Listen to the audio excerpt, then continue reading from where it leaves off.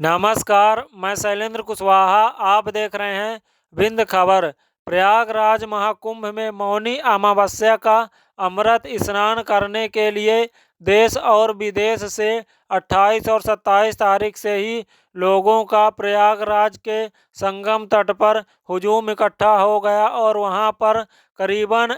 28 तारीख को 1 से 2 बजे के बीच रात में भीड़ अनियंत्रित हो गई। आपको बताते चले कि जो आम श्रद्धालुओं के लिए रास्ता बनाया गया था उसमें जनता नहीं समा रही थी, यानी श्रद्धालु नहीं समा रहे थे, जिसकी वजह से श्रद्धालु बैरिकेडिंग तोड़ के जो वीआईपी लोगों के लिए या कहें साधु संतों के लिए जो रास्ता बनाया गया था उससे जाने लगे, जिसकी वजह से जब वह बैरिकेडिंग टूटी तो लकड़ी श्रद्धालुओं के ऊपर गिर गई और एक के ऊपर गिरते चले गए। और दूसरा कारण यह भी रहा कि जो श्रद्धालु जा रहे थे वह अमृत स्नान के शुभ मुहूर्त का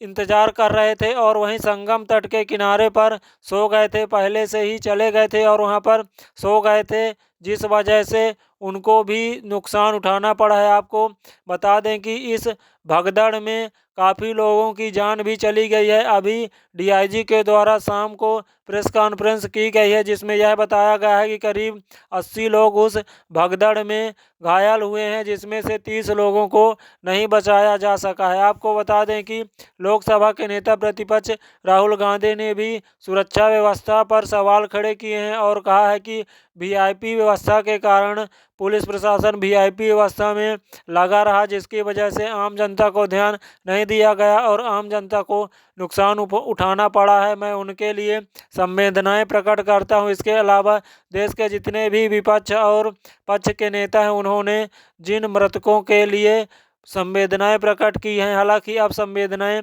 प्रकट करने से क्या होगा, क्योंकि जिन लोगों के सदस्य खोए हैं वह तो इन संवेदनाओं से दोबारा वापस नहीं आ सकते हैं। इतना जरूर हो सकता था कि यदि समझदारी से काम लिया जाता और जितने भी रास्ते थे वह समय से पहले ही खोल दिए जाते तो हो सकता है कि यह अप्रिय घटना ना होती। इसके अलावा पीएम नरेंद्र मोदी ने कई बार दिन में मुख्यमंत्री योगी आदित्यनाथ से बात की है और ट्वीट भी किया है और गहरी संवेदनाएं भी व्यक्त की हैं, लेकिन वही सवाल है कि संवेदना व्यक्त करने से क्या होगा, जो व्यवस्था थी उसको पहले ध्यान में नहीं दिया गया है और ऐसी अप्रिय घटना हो गई है। आप सभी विंध्य खबर यूट्यूब चैनल सब्सक्राइब करें, जिससे आपको देश समेत पूरे विदेश की खबरें मिलती रहें।